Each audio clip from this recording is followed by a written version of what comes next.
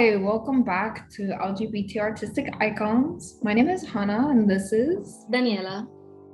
and today we'll be talking about cross-disciplinary creation. So what that means is it is originally something that was referred in like research circles and such, like the academic practices and research practices that combine two or more academic disciplines. And the way that translates to our artistic approaches is if like multiple mediums of art making we use and are inspired by. Mainly what we're going to do today is less like multimedia pieces and more works that are inspired by a different medium of art. So for example, combining writing music through like being inspired by a song, or vice versa, like writing a song, creating a song as inspired by something that you read.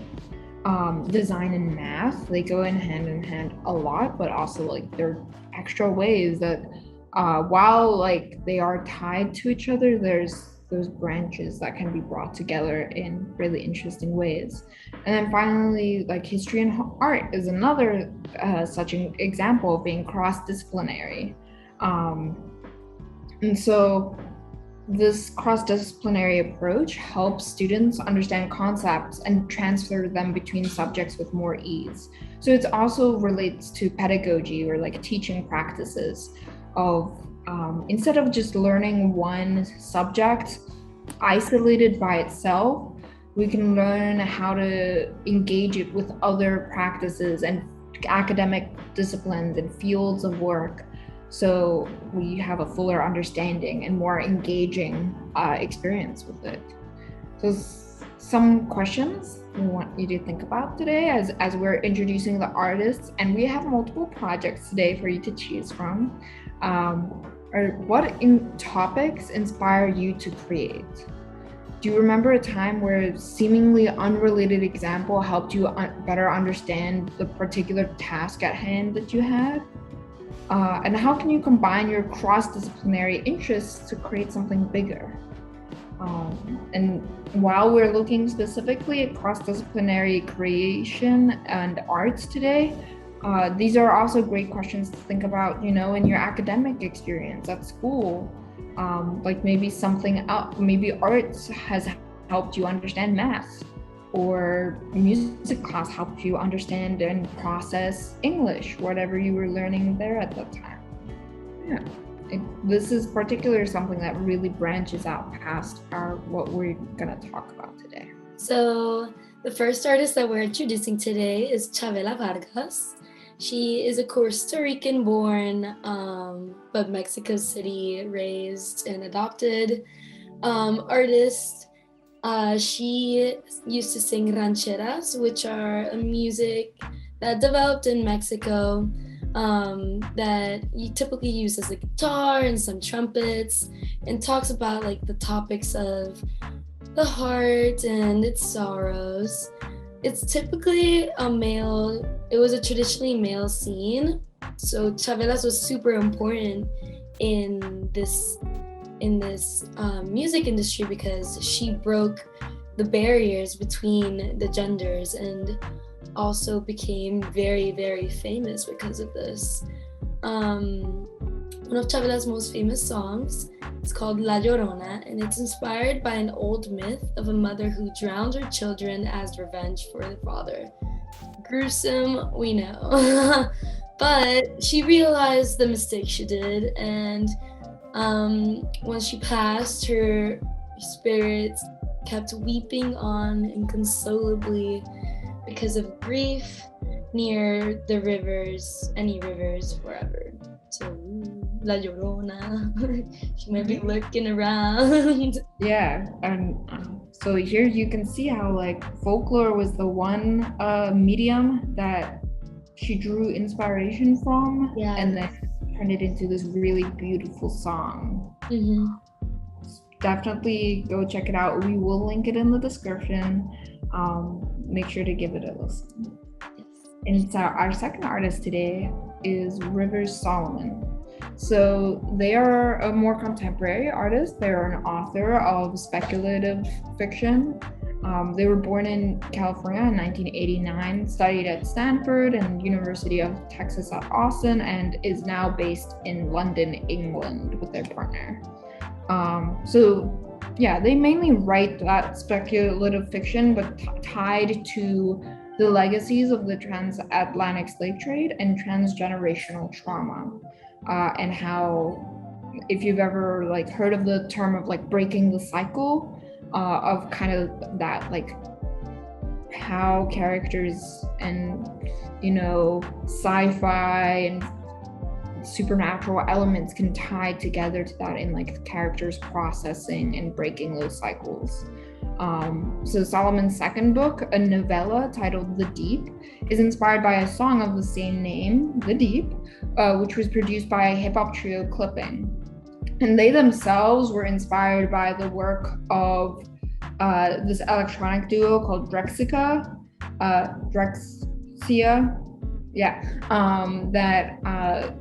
but all these three like artist groups are setting the narrative and building this world of a utopian underwater civilization built by descendants of pregnant slaves thrown overboard from slave ships during the transatlantic slave trade.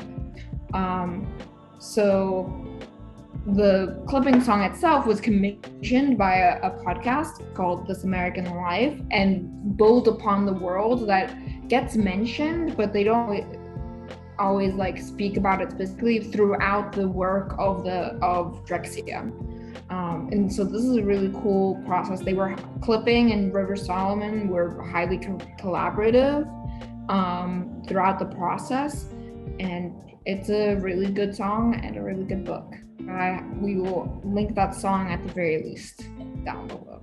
Okay, so Letitia Kai, she was born in 1996 in the Côte d'Ivoire, and she studied in the Institute of National Polytechnic.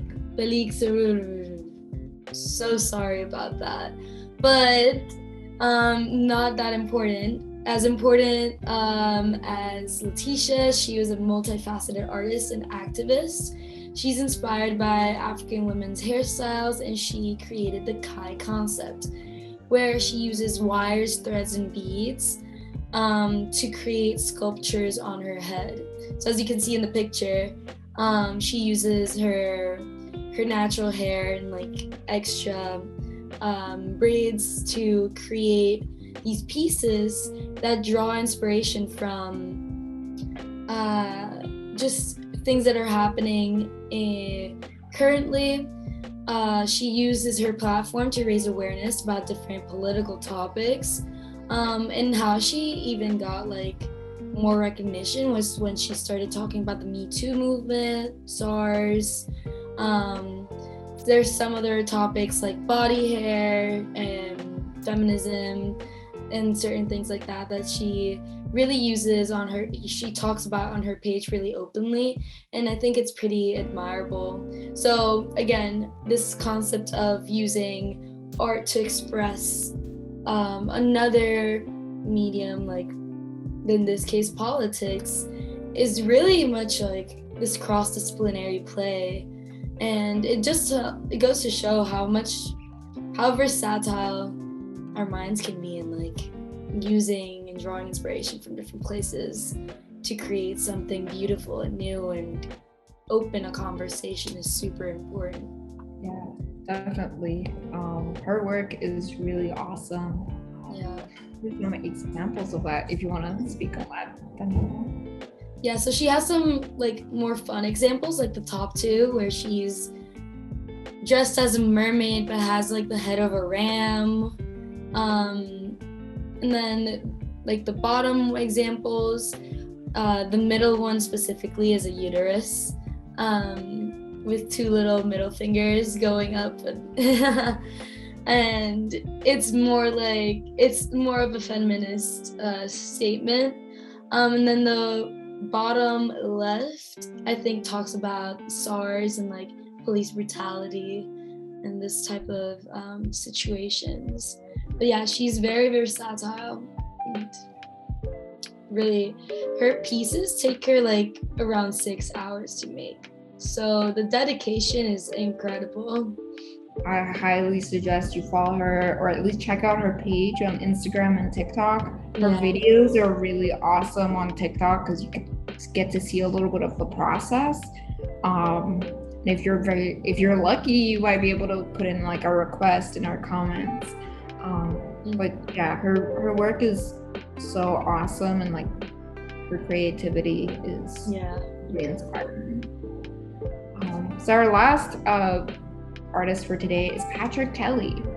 He was born in 1954, born in Vicksburg, Mississippi, and he learned to sew while he was in high school, where he ultimately moved to New York City in 1979, because there was like, in New York City, there's this big art scene, and particular big arts and gay scene.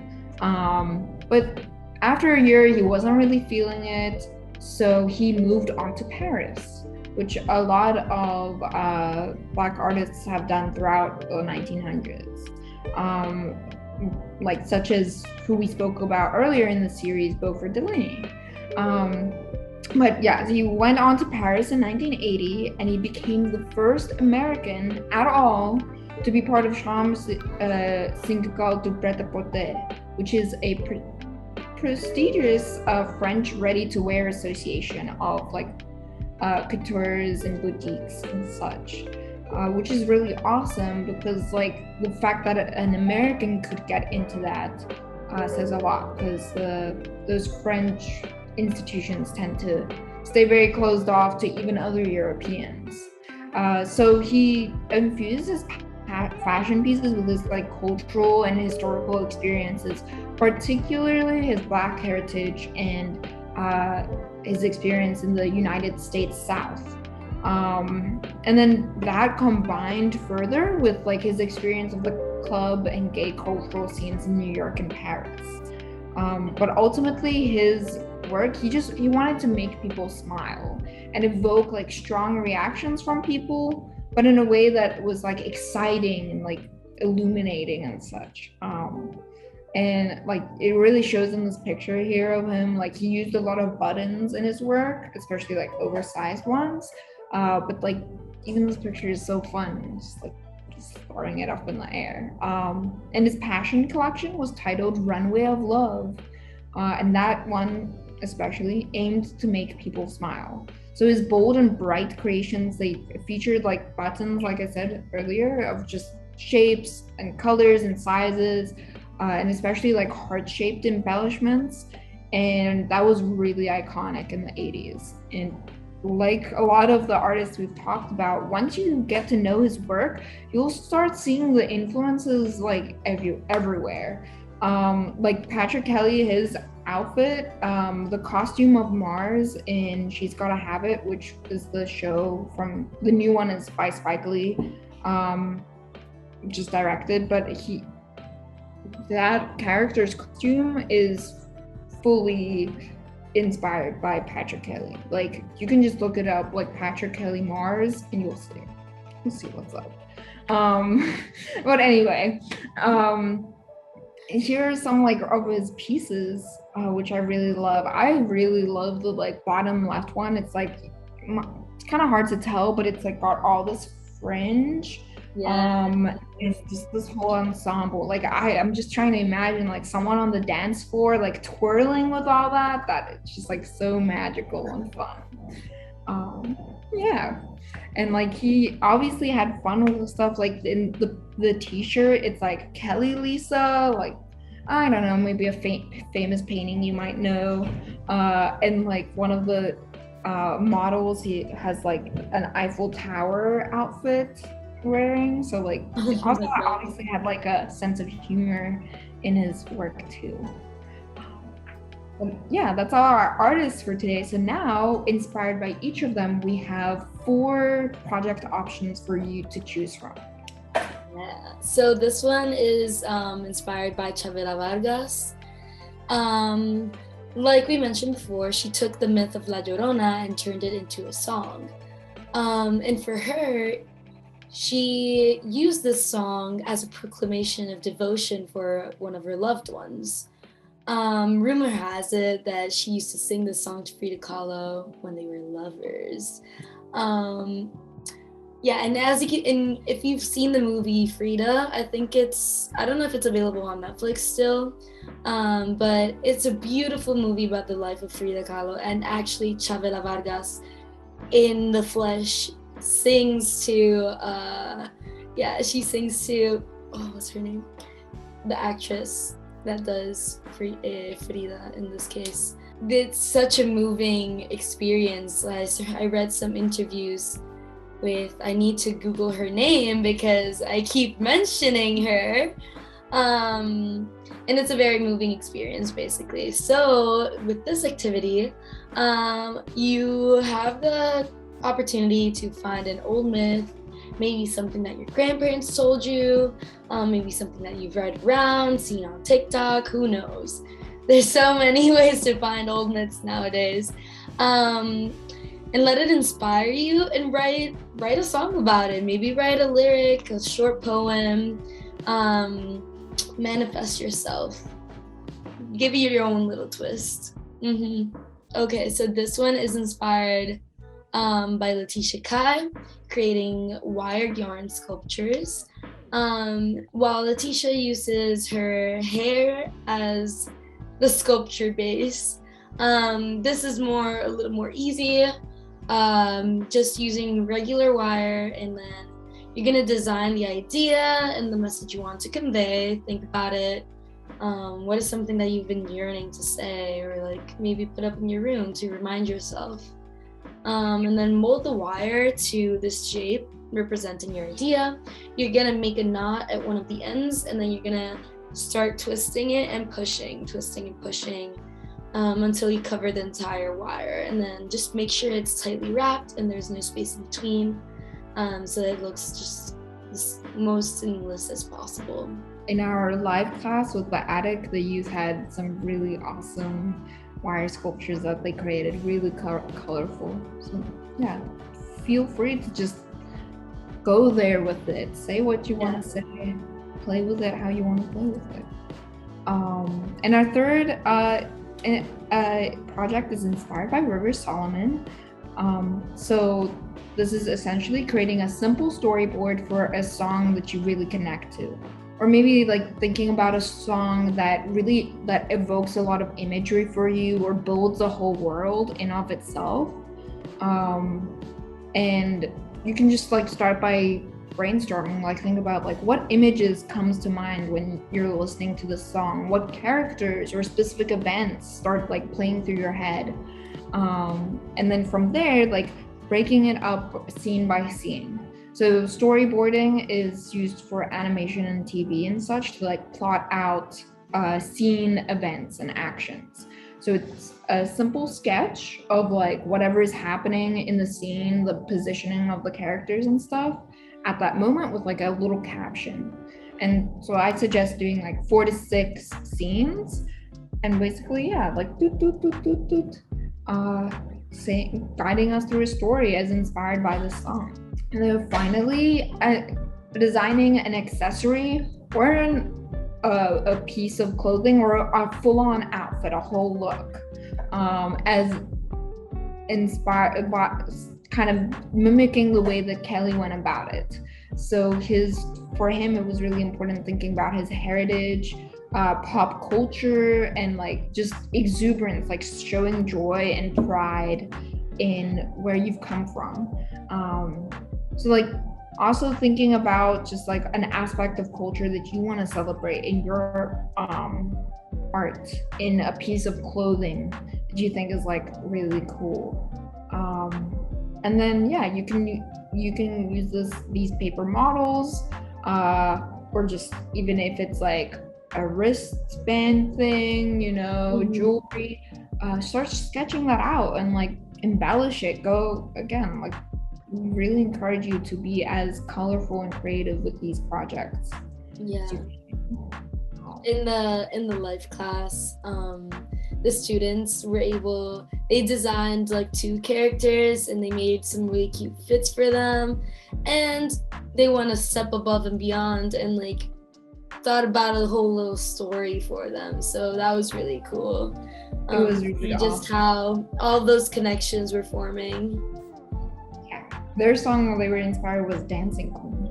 Yes, It was really awesome. Yeah, but yeah. So finally, what do you think, Daniela? Do you want to speak on that? Yeah. So cross-disciplinary education's, I think, the best way to learn. We invite you to think about, again, like where are these moments where you've had an experience like this that really touched you and like made you understand in a different way what you were learning. Something like, would you think that this is beneficial, and should it be just standard in the entire education like industry, I don't know, process? Would it be beneficial for you or your peers? And think about how this approach helped you today, because definitely understanding concretely with an example of like how this has helped you can help you apply it to other scenarios in your life. So Yeah, really well said. Yeah, keep that in mind. And that's all from us for today. Next class, we're gonna be bookmaking, zine making. So make sure you have some like paper, whether it's scrap paper, pattern paper, anything like that you can draw on and cut and play around with. And then some thin cardboard, kind of the kind that you get snack boxes that are like snack boxes are made out of.